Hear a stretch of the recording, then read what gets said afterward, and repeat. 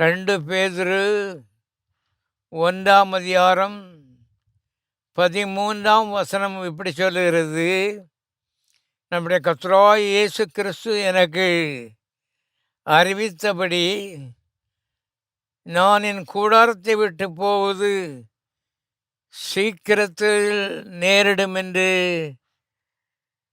அறிந்து என்று அவர் எழுதி கொண்டு போகிறார்.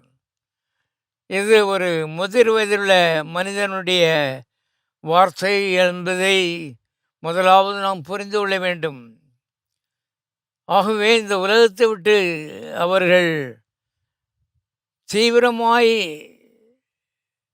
பரலோகத்துக்கு போக வேண்டும் என்று யாரும் திட்டமிடவில்லை.